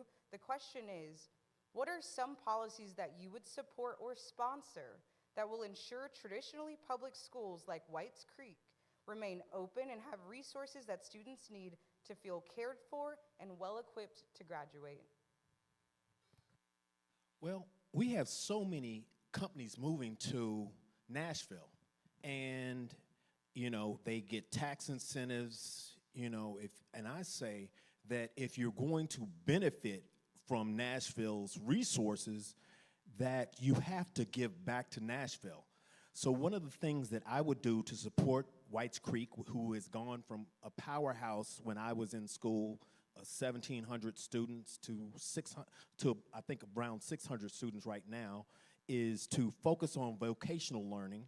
2, to have a foundation which these companies have, who have benefited from Nashville, contribute to, that also supports those schools, financially. Because if you have been to any PTO meetings, you understand that the PTO gives resources. So we don't have the Bellmead resources, so these companies need to set up a new funding method for the schools in our communities.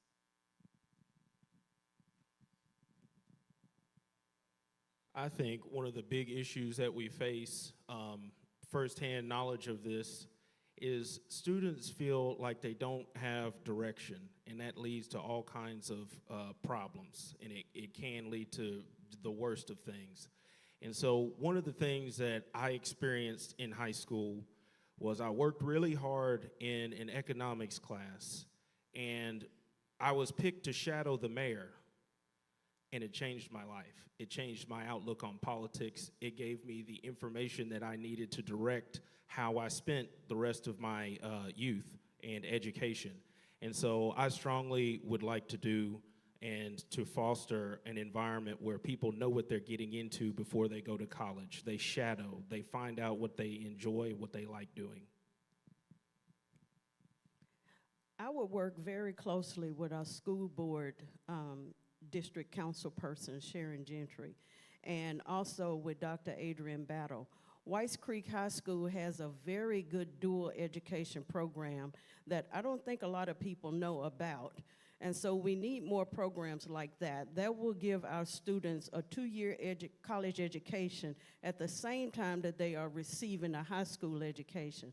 I'm learning about some of the efforts that have been put towards educating our student and giving them a heads up on skills they need when they leave high school. There's a very good solar energy program that most people probably didn't know about that our seniors made all the way to the White House, presenting what they did on the solar farm at Weiss Creek High School. So I fully support anything coming out of our district that's going to make our children more educated and ready for this job market. But Weiss Creek High School, fully supporting Weiss Creek High School and the education of not just our high school students, but also our elementary children.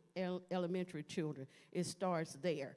So I will be looking at any program that's going to help support our elementary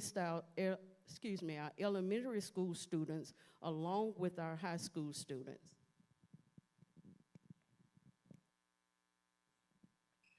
What I see with helping and assisting with Weiss Creek, I think one of the main things, if you analyze our district, if you just look at the panel here, I don't think any of us has a high school kid that's at Weiss Creek right now. I think Mr. Harris is the only one who has a child that's close to being remotely a high school student, if I understand that to be correct. But the reason why I'm bringing it up is that what District 1 lacks in terms of the schools and that we have is that we have no new families that are moving into our neighborhoods.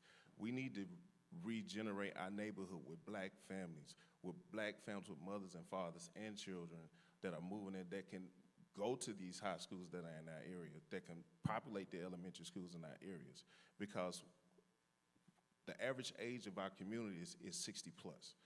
If we don't get any younger families in our community, then how do we expect for our community to grow?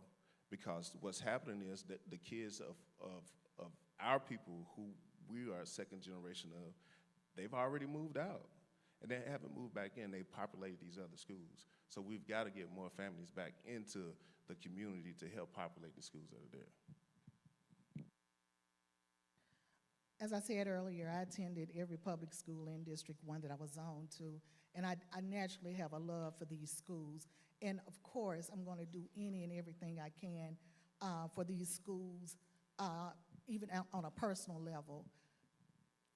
We have this problem in District 1, and I'm saying we because I include myself, regarding holding people accountable. Now, I believe that what council people can do is approve a budget. And of course, I don't think anybody would say, no, take money from education, let's not give it to her. We have a school board member. Let's hold people accountable. Let's hold them accountable. Let's start doing that. But yes, as far as the budget, yes, I'm gonna approve anything. But a lot more deeper problems, let's hold people accountable. I have a 30-second response. I have 4 children that successfully graduated from Weiss Creek High School and are doing very well.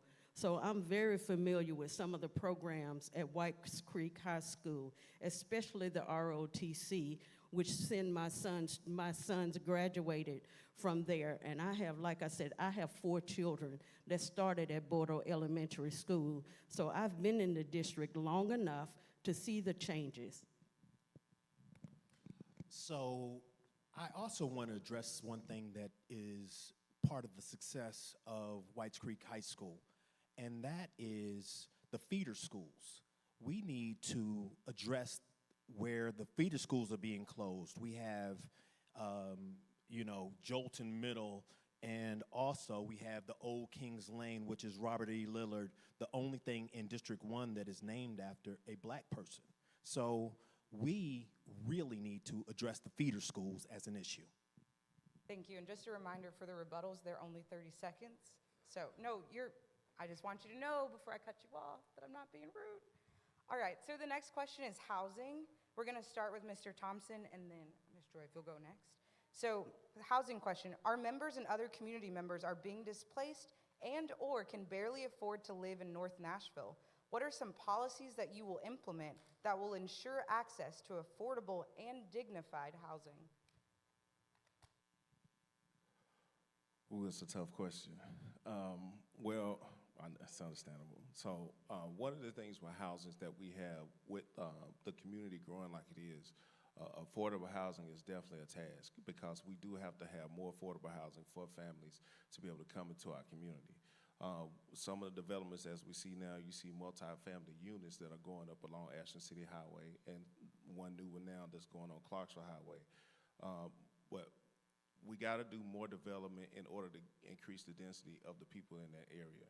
And one way that we'll do that is that we have to increase some investors to come to that community and grow housing that's affordable and obtainable for families to be able to participate in that community and grow.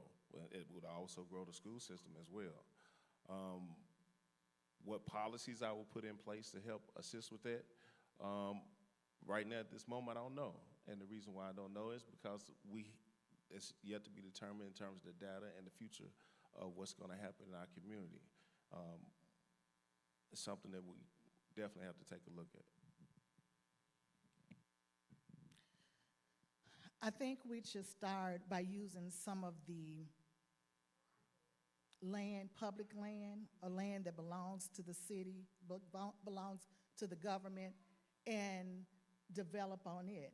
Any dilapidated building, let's look there and see what we can do with it and have some really strong and strict guidelines for any builder that comes in to build, or they're coming in under the guise of helping the people.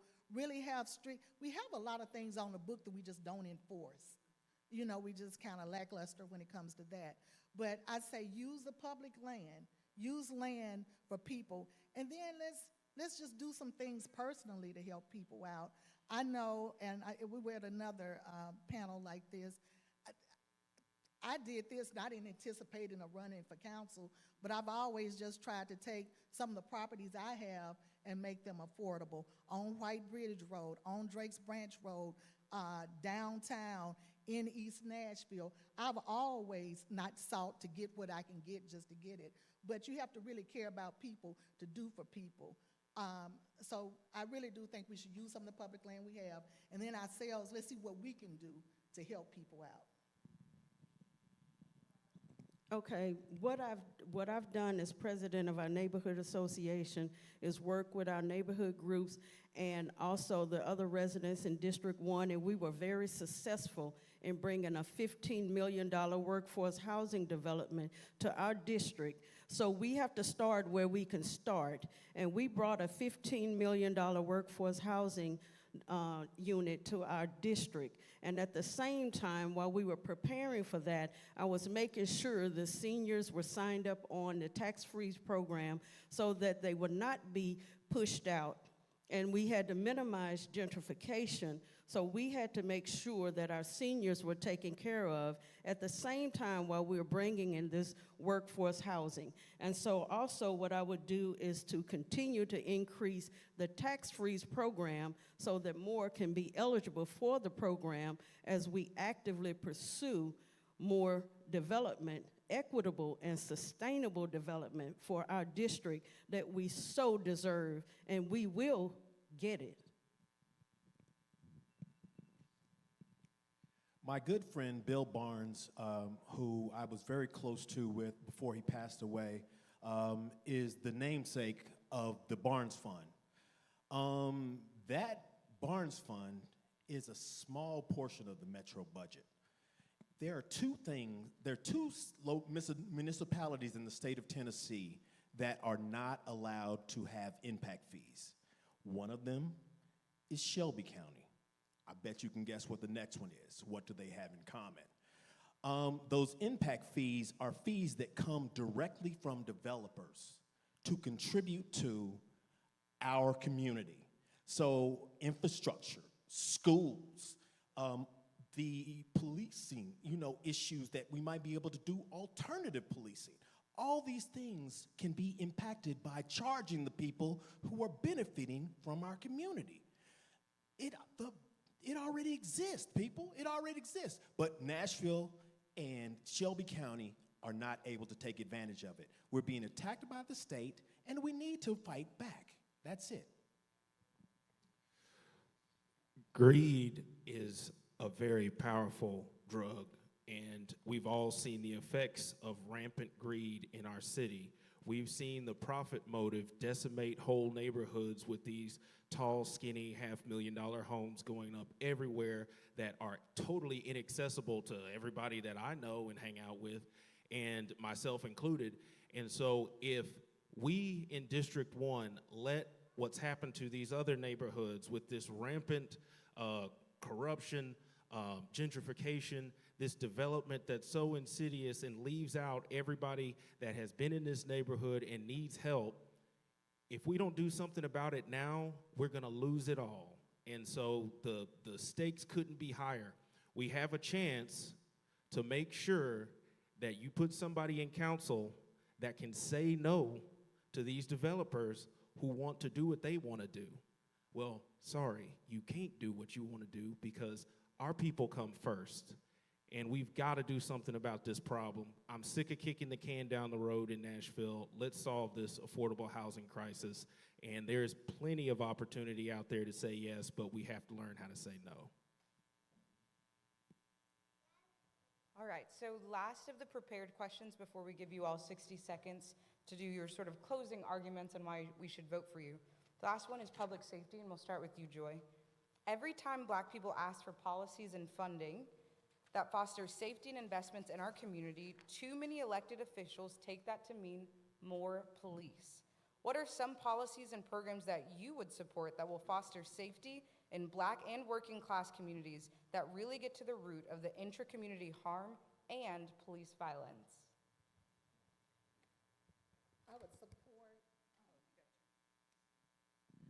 I would support, and I do support, organizations like Gideon's Army. I think they gave us an excellent model with their violence interruption and those sort of things, the different programs they have for people returning home, to try to keep mass incarceration down. I think they did an excellent job. They got some bad press, but they did, I'm here to attest, they did an excellent job. Programs like that, where you have people who know community members, and you're putting people who know community members with their community, and seeking to decrease crime, that are helping one another, that have this affinity and love for one another. I think we need programs like that. Now, I can't tell you everything they've done, but and this 60 seconds is not enough. I see you with the yellow. Okay, all right. Oh, okay. Oh, all right. So I'm just saying programs like that and what they've done, and like I said before, they follow people all the way. They don't leave you. They continue to try to nurture and help you. And I know the news gave them a bad spin, but they have a lot of success stories, And I think programs like that would serve as an excellent model for alternatives to police. Just a reminder, for these questions, you do have 90 seconds, and the yellow is just hey, 30 seconds have passed. The red is like, you need to wrap up in 5 seconds or I'll cut you off. So I just finished up an emerging leadership class where we are focusing on getting more community people involved, whereas in our neighborhood associations can do some more individual protection of their own communities by being able to be eyes on the ground, ears on the ground, so they can look out more for their individual streets and communities in which they live on versus waiting for the police or someone like that to come in and do that for them. We have to unite our communities back together. It was a pleasure to me to see, like on Facebook and social media, there was a question that was raised up in the barbershop today was like, what's the red light? What's going to inform all of the neighbors that there's something actively going on in our community? Why do we have to wait to hear the helicopter in the air to figure out that there's something that's went wrong, and we're looking on the news the next morning to find out exactly what happened? So I think one of the perspectives in terms of to spread the news and get the word out faster is by incorporating and get more neighborhood people involved, and it would help us assist by going street by street, neighborhood by neighborhood, and finding those leaders who we can empower to take control of their neighborhoods. I fully support the program that our Council Lady Toombs was talking about as it relates to alternative policing. So I would fully support that. I'm just learning what that is, but right now, speaking of what she said, from what she said, I would support that as an alternative to arresting people. But as far as the neighborhood watch and the community feeling safe, in 2008, I started our neighborhood watch because I was getting afraid in my neighborhood.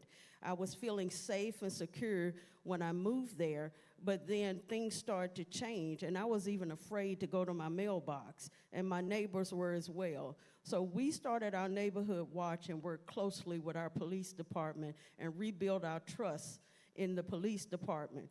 And to this day, they still use our neighborhood watch as an example of how a community can come back together and take control of the safety in their neighborhood. So as a council representative, as a council leader, I will support neighborhoods wanting to connect together and rebuild the relationship with the police. But first, as a council representative, I'm gonna make sure the police department is fully funded so we can have the police in staff that we need that can just patrol our neighborhoods with the blue lights going without racing to an incident. That made the neighbors feel safe, and that's what I would do.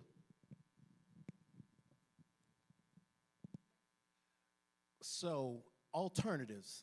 First, we need to start with education. Let's start there, because you know, there's a reason why they're attacking these third graders right now, and that's because of literacy rates. We need to support all types of literacy programming. Secondly, we need to have more diversity in the police force. I mean, that's a huge problem.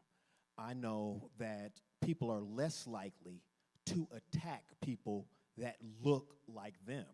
So, diversity in many different ways.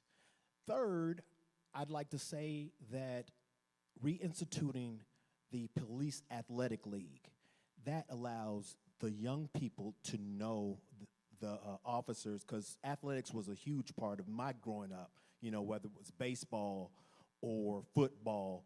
And these are the ways that you get to know the youth in your community. We need to also institute programs that have them living in our community so they know the people, because you're less likely to hurt somebody that you know. And that's it. You have to be a part of the community to protect the community. A few things with that. So we've got to have police officers from the communities that they're policing. They'll be invested in that community if they grew up there or have property there, if they have a stake in that neighborhood. You bring in all these cops from all around the county, outside of the county, they don't care, or they don't care as much as they should. And so that's thing number one. Thing number two for me is we need somebody in a position of leadership and power to stand up to the police union and hold these police, these bad actors, not all of them are bad, but these bad actors accountable. And I see other council people and other local government officials quaking in their boots because of the union for these police officers. But unless we stand up and make sure that these people who do bad things are held accountable, they're just gonna keep doing it. And we can't afford one more death, not one more. Let's put a stop to it. And for goodness sakes, let's get our oversight board back by any means necessary. All right, so in our last 5 minutes, I'm gonna give each of you 60 seconds to just tell us, like, make the pitch for yourself. Why should we vote for you for District 1?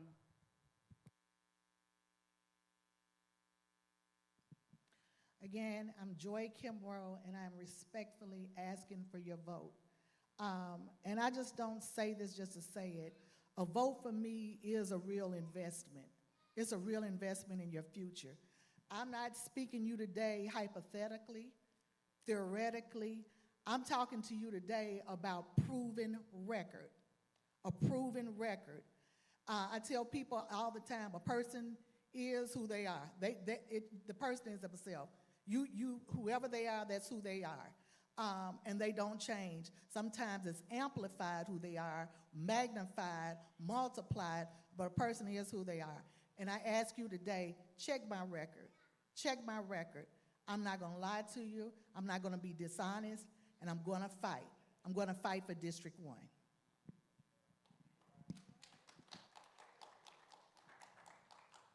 My name is Tim Thompson. I'm running for District Number 1 Councilman. And the reason why I asked you to vote for me is because I am a resident and I'm a business owner in District 1. And I'm asking you to vote for me because we need leadership, and we need leadership bad. My thing is that I'm stepping up to this plate as nervous as I am and as fearful as I am, out of respect of the position that I have, because we don't need another mess up. We don't need another functioning somebody that just wants to fill the position of being councilman in the area. What we need is track record, we need function, we need active, we need to engage the people in the community. And I'm a person who's done that. I've been doing it, and I would love to continue to do that for our district. A vote for me is for District 1. Thank you. I am running for Metro Council District 1. I have served in this capacity as public servant for more than 15 years. I just recently retired after 43 years of service with 18 years on the last job I had.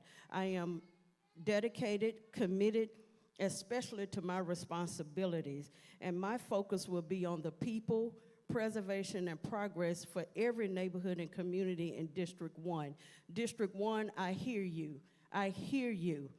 I will be focused on you. I've had 15 years of community service, and that would be 250 community meetings that I've had to date as a neighborhood leader, $24 million in investments to District 1 as a neighborhood leader.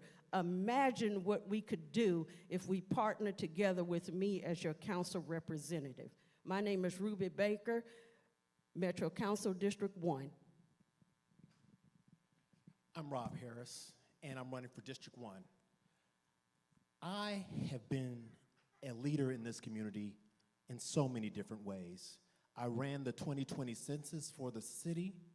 I was over the East Park disaster response. I've started an organization which gives back to the city called the Nashville North Collaborative. Now that's me, Quante Toombs, Senator Gilmore, Vincent Dixie, Harold Love, and we've come and we brought voting rights seminars, we brought expungement clinics. We've done real things in this community, things that have helped, things that have made this community great, and I will continue to do that. I'm running on 4 things: transparency, accountability, accessibility, and communication. I've already started that, so I have a podcast and I also have a newsletter coming this month. Look for me at robharrisfornashville.com. Can I just say it's been an absolute pleasure to be in front of all of you and to discuss my views and my future vision for District 1. The stakes cannot be higher, you all. This is our city, and if we don't do something quick, if we don't have somebody that's not asleep at the wheel but can take the reins and do what's necessary for the people who live here, we may lose it all. And so my thing about this as a resident, not just as a candidate, but as a resident, I don't want somebody in there that goes along to get along. I want somebody that's got fire in their belly, somebody that wants it, somebody that doesn't care what the establishment thinks of them, who's separate from that. I want somebody who represents the little one, the one who doesn't have a voice. And so for me, the choice would be clear. I'm a little biased. My name is Sean Daly. I'm running for council in District 1, SeanDalyForCouncil.com. Thank you all for participating in that panel. I really appreciate your candidness in this.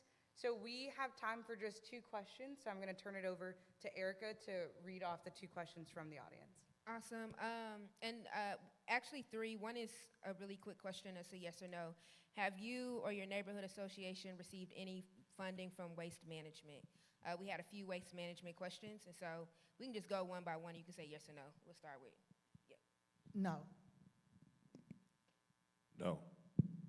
My neighborhood has received more than $45,000 to help restore during the May 2010 flood from Waste Management, the Lee Company, Home Depot, and other agencies. So my neighborhood has received help during the May 2010 flood.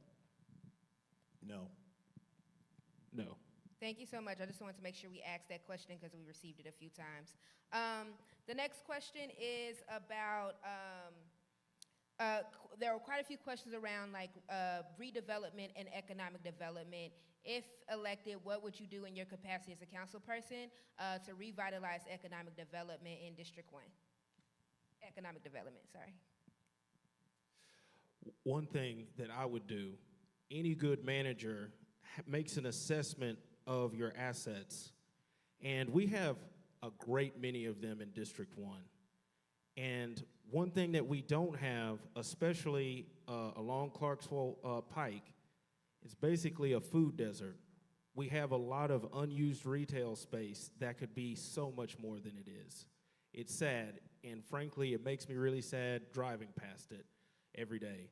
And so there's a tremendous opportunity there to support local businesses, but give them the support that they need to be successful. Don't just throw them off into the deep end.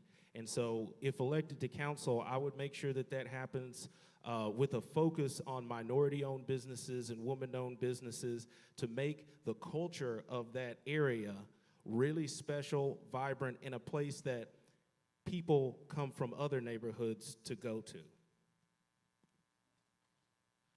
First of all, I think that we have so many different neighborhoods in our community, and some of them want development and some of them don't.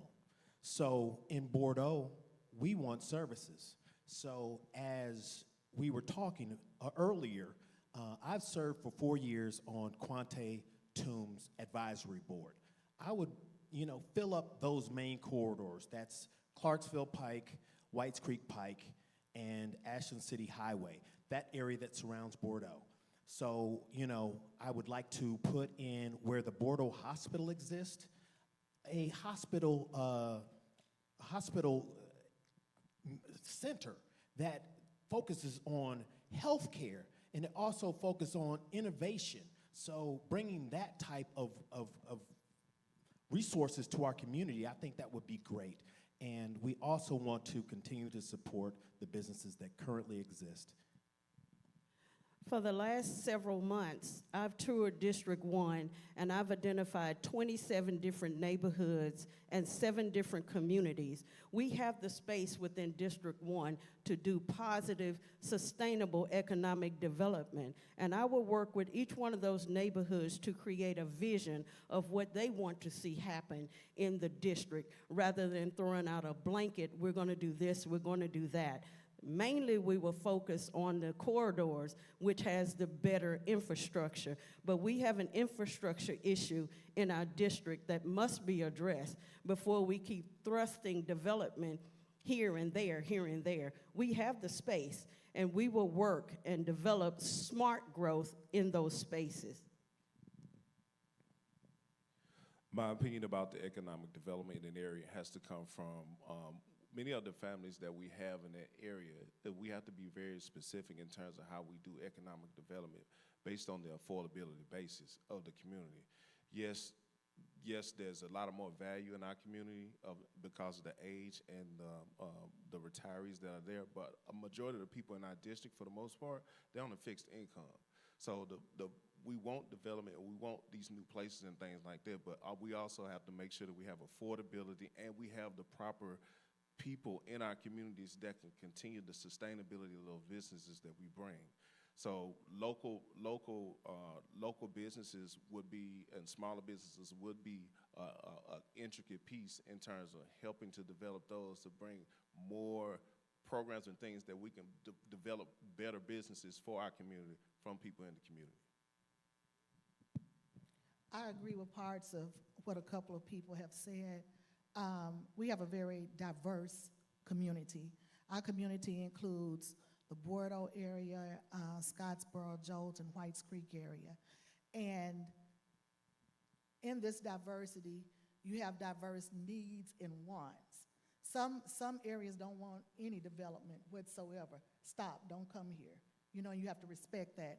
So before I give, I don't think it's even proper to just give an answer to that without consulting and speaking with the community and each part of the community. I'd have to take what they say into consideration, because if I'm elected, I represent them. I will zealously represent them, but I do represent them, and I would have to consider their concerns. And then we also got quite a few questions around infrastructure. And so one is, what would you do in your role as a city council person to support the development of public infrastructure in District 1? And then the other piece is, what ideas do you have around like public transportation and transit in District 1? And how would you create policies that would maybe increase transit? I thought by now we would have hoverboards. We don't have these dang hoverboards. We have so much potential with the data analytics and with a lot of the AI technology that's out there now. We can crunch the numbers, figure out where the people are who need the transportation the most, and give it to them. We're not doing that. We're not digging down. We're not using what's available. And that would be the first thing, is to make our transit system as high-tech as possible so that we can maximize the resources that we already have, focus on those neighborhoods that need to get from point A to point B, and don't waste it on those that don't. I think it's just a simple equation about where the needs are and how you can meet those, and use smaller transit systems for places like Bellevue and elsewhere that may have onesie-twosies, but when you need it, you got to have it, and let's give it to them. First, the infrastructure issue. So we look at Jolton and we see that there are more black cap fire hydrants than any place else in the city. That needs to be addressed. $3.6 million will buy a pumping station, and they also have 2-inch water lines instead of the 6-inch water lines that are needed. So what that means, that is public safety right there. What that means is if we have a fire at Jolton Elementary, then we don't have protection from that. Additionally, when we talk about the mass transit system, we need to start looking at new things. We need to start talking, we talked about basic, guaranteed basic income. Well, wouldn't it be nice if our city contributed to Uber rides? You know, if you're under a certain level, then our city would provide you with that type of service. Yes, infrastructure is an issue throughout our District 1, and particularly as we're talking about Jolton, the city may need to increase the flow rate that's going to Jolton. The pipes need to be upgraded. A lot of infrastructure needs to happen in District 1. In our neighborhood, we toured the area. I went in ditches and trenches and all over in order to prove where the trouble areas were, and got a $3 million stormwater drainage project to mitigate flooding. Is that enough? No. We have flooding all throughout District 1, and the infrastructure needs to be upgraded. And that's the point that I'll make on that. As far as we go, we have neighborhoods that have dead-end streets or stub streets that were designed to be open to connect them to other neighborhoods. Some bus routes are not able to travel through those parts of the neighborhoods because they can't get through. So we need to visit that and see if we can open to make sure we have transit all throughout the neighborhoods. Infrastructure means that uncomfortable situation for our community, which most of the times, some of the complaints I've heard is with the new development that's going on with the road that's going through Clarksville Highway, it's the complaint of the time that it takes. On my property, they recently was putting in a gas line that ran through there that what didn't benefit the district at all is going to another district. So when you look at like some of the infrastructure things that actually need to be done in our community, Jolton with their water pressure issue. Also, another issue is that you have different problems with sanitation, with garbage delivery, garbage emptiness. Some people in the rural areas don't have garbage disposal. We still suffer on West Hamilton with the garbage issues and things like that. So we have to set some things in place, to work better with the government in terms to make sure that these things are properly assisted with. I was just sitting here thinking, if you could really, like, die and come back, our District 1 would be the place you still recognize, because it hasn't changed. It hasn't changed in 40, 50, it's still pretty much the same. So we're really kind of like in the red, in the negative, just trying to get our head above water. And there's so much we have to address. I was thinking about public transportation. We didn't have it on Drake's Branch 40 years ago. We don't have it now. We just have so many issues that need to be addressed. But what I would seek is economic parity between, within neighborhoods. Like Bordeaux wants what East Nashville has. The same economic advantages. Jolton wants the same economic advantage as Bellevue. We all paying the same tax rates, So that's what I would see, economic. Thank you, District 1 candidates. I hope that you have found it really informative, and now we're going to pass it over to Erica for the closing. Thank you so much. Y'all can, you can leave your mics on the chair, I think, if you want to come down and join us. We'll wrap quickly so folks can be out by 8 o'clock. Again, thank you so much to Pastor Marble and Jefferson Street Missionary Baptist Church for allowing us to use the space. Yes, please give them a hand. And thank you again to each candidate who has joined us. If folks who are also in the audience with us who are running want to just stand and give us a wave so we can recognize you. Yes, thank you so much for coming. Folks who are running also want to stand up and let us know you're running. Thank you again for joining us. And so again, we have a mayoral forum on Saturday at 1 o'clock at Pleasant Green Baptist Church, right down the street on Jefferson Street, that I hope that folks will join us. We're again going to try to ask the questions that really get to the policies and programs that can impact our community. Thank you again so much for coming. I do hope you'll stay in touch, and I hope that you'll use your pins to vote in August, and that you'll wear your Black Ballot Week pins when you join us in August to also vote in this local election. Thank you again. I hope and pray that y'all all have a beautiful night. Thank you for coming. See you soon.